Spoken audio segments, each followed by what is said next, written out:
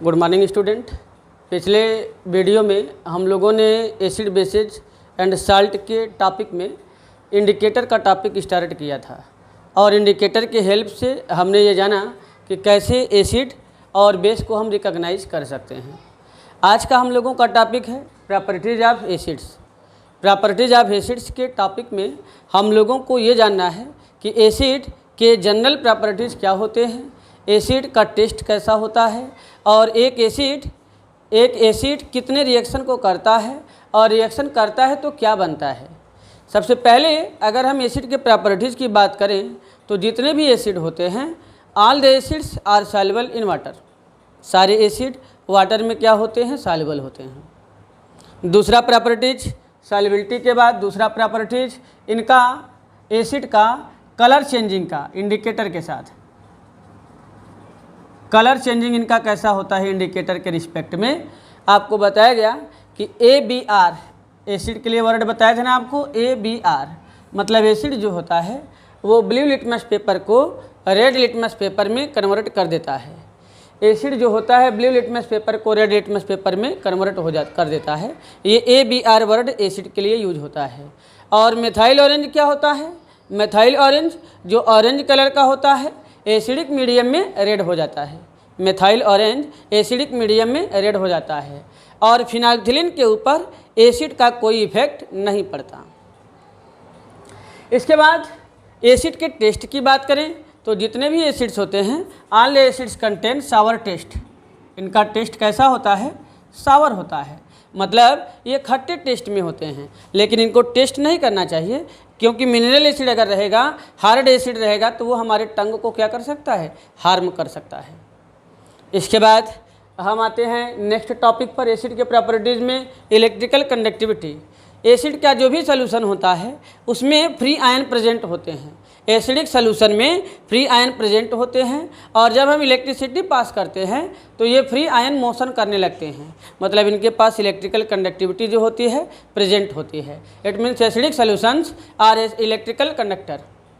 Acidic solutions are electrical conductor in nature. फिर इसके बाद आते हैं reaction of acid with base. Reaction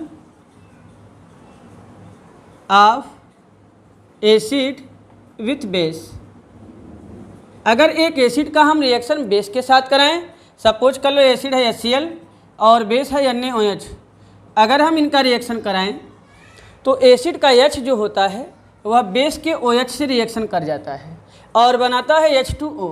किसका फॉर्मेशन करेगा, H2O का फॉर्मेशन करेगा और साथ में बनेगा NaCl, मतलब साल्ट और वाटर बनता है।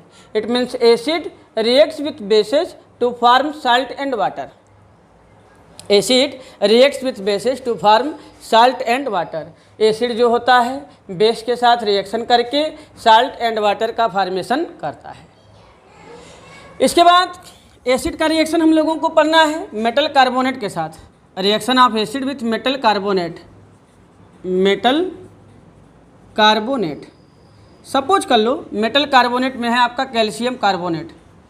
कैल्शियम कार्बोनेट HCl के साथ रिएक्शन कराएं तो CaCl2 बनता है, H2O बनता है और कार्बन डाइऑक्साइड बनता है। Cl2 है तो बैलेंस करने के लिए 2 का मल्टीपल कर लो।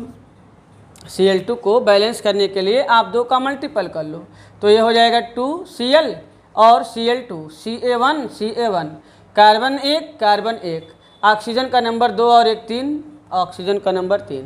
मतलब जब एसिड रिएक्शन करता है तो एसिड का मेटल कार्बोनेट के साथ या मेटल हाइड्रोजन कार्बोनेट के साथ रिएक्शन कराने पर साल्ट बनता है, वाटर बनता है और कार्बन डाइऑक्साइड गैस इवाल्व होता है। It means acids react with metal carbonate to form salt, water and brisk effervescence of carbon dioxide is formed.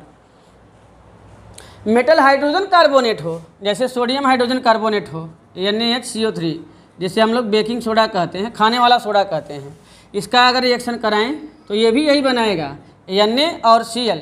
NaCl हो जाएगा, H और H, H2 और O मिल जाएगा इसके साथ H2O और इवाल्व क्या होगा, कार्बन डाइऑक्साइड। मतलब कि मेटल बाइकार्बोनेट HCl के साथ रिएक्शन करेगा, साल्ट बनेगा, वाटर बनेगा और कार्बन डाइऑक्साइड बनेगा।